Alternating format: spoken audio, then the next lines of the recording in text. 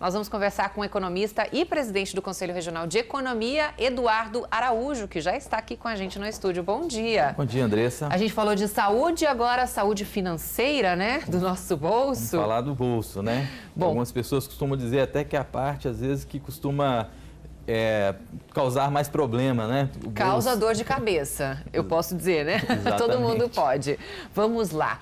Por que, então, o capixaba está tão endividado? 67%, mais da metade das famílias tem pelo menos uma dívida. Então, essa pesquisa é uma estatística que a gente já conhece, né? Para falar do endividamento das famílias, de uma maneira geral.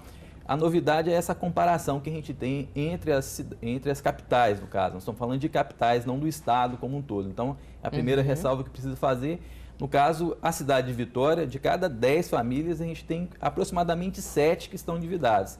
Quando a gente olha, por exemplo, para a capital mineira, Belo Horizonte, de cada 10 a gente tem aproximadamente 4 famílias. Então, isso tem uma explicação, como foi dito, dá indícios de que, como nós temos uma renda mais elevada na cidade de Vitória, então o acesso aos produtos financeiros, aos créditos ao mesmo. crédito, a própria utilização, né, do cartão de crédito, acaba sendo mais utilizado que em outros lugares. Se pegar uma capital que você tem uma maior quantidade de população, né, veja que Vitória a gente tem uma população muito pequena e aí essas pessoas tendo mais acesso ao crédito, isso acaba induzindo mais os indicadores. Mas eu tenho aí também uma dúvida, e aí há uma necessidade, a pesquisa não responde, há uma necessidade de uma investigação maior para saber também se não há uma questão comportamental, né?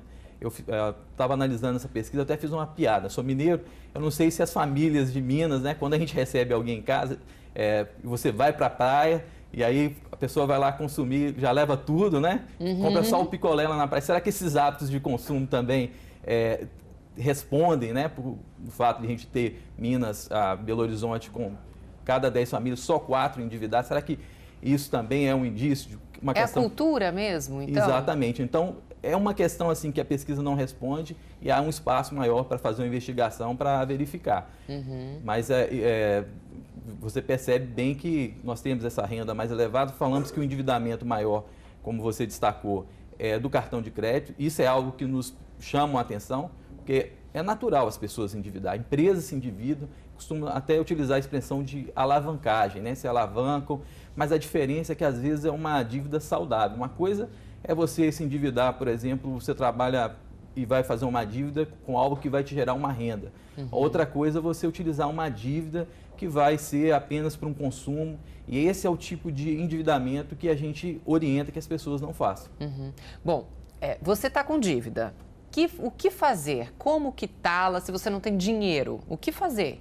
Então, para as pessoas que estão endividadas e começam a entrar nessa fase, eu diria até inadimplentes, né? Porque uma coisa é você ter a dívida, outra coisa é você não conseguir honrar esses compromissos.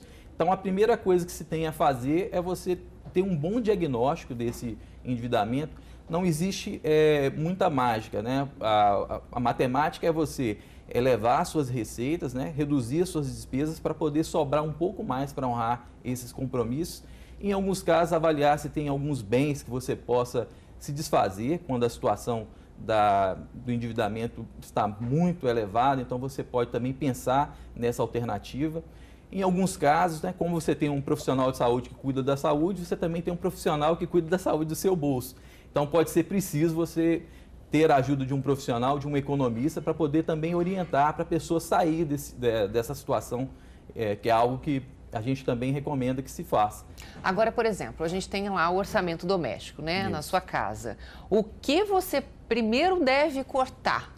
Em relação a... Quando você está endividado. Quando você está endividado, você tem que procurar combater todo tipo de desperdício e aquelas despesas que você possui, você vai tentar renegociar. Por exemplo, tem um contrato de um aluguel, que às vezes isso pesa no orçamento e essas despesas, às vezes a pessoa quer fazer uma economia do café, tem um impacto muito pequeno no orçamento. Então, quando você coloca num papel para poder fazer uma análise do seu orçamento, é que você consegue enxergar exatamente quais são aqueles itens. Às vezes uma compra que você faz no impulso, né? Estamos falando de cartão de crédito, e temos que lembrar que muitas vezes é isso, você tem o cartão de crédito, você sabe usar o cartão de crédito. consegue fazer o pagamento da fatura dentro da data do vencimento, ótimo. É um ótimo, não tem uma problema. ótima ferramenta, né? O problema é quando você não paga no dia. O problema é quando você não paga no dia e cai também na armadilha de fazer aquele pagamento mínimo do cartão. Que aí a taxa de juros, que é de 400% ao ano, e as pessoas não têm muita consciência de que essa taxa... O que é 400% ao ano, Exatamente. né? Você ficar com R$ 1.000 ali em janeiro e deixar para poder pagar isso no final do ano, você vai pagar praticamente R$ 4.000 de juros. Olha só, então como é que é? R$ 1.000 que você deixa de pagar no dia. Se você deixar até o final do ano... Fazendo aquele pagamento mínimo e tentar se financiar com cartão de crédito, quando chegar lá em dezembro, você vai pagar R$ 4.000 de juros, mais R$ 1.000. De então, juros, mais de 1.000, 5.000. Se transforma em 5.000. Então, fica aí um alerta para as pessoas evitarem utilizar esse pagamento mínimo do cartão. E se a pessoa não tem disciplina com o cartão de crédito, não consegue fazer o pagamento na data do vencimento, o ideal até é que ela faça a opção por utilizar o cartão de débito e não utilize o cartão nesses casos. Porque aí, para poder... Algumas pessoas até falam, né? Eu vou parcelar no cartão. É uma boa coisa. Se você tem disciplina e consegue fazer o pagamento na data do vencimento, ótimo. Agora, se você também não tem tanta disciplina, esse parcelamento pode te dar uma falsa sensação de riqueza. E aí, às vezes, é aí que as pessoas às vezes se complicam e entram... Quando pegam dinheiro emprestado ou quando usam um cheque especial, acham que tem todo aquele dinheiro, mas na verdade não é seu. Quando, na verdade, Andressa, a mensagem que os economistas sempre passam é que a gente tem que tentar utilizar esses juros altos que nós temos no nosso país a nosso próprio favor. Então, o ideal é que você tenha uma programação dentro do seu orçamento para que 30% do seu orçamento ali sobre ou 20% no final do mês, para que você consiga aplicar isso com taxas que não vão ser de 400% ao ano, mas você pode conseguir alguma coisa em torno de 14% a 15%, e isso, lá no futuro, pode te trazer uma renda e pode te beneficiar. É verdade. O duro é economizar os 30%, Exatamente. Né? Tá certo, então. Muito obrigada, Eduardo, mais uma vez, pela entrevista e pela participação aqui no Fala Amanhã. Ok, os economistas estão lá no Conselho de Economia à disposição, sempre que você precisar. Certo. Procurem, gente, vale a pena.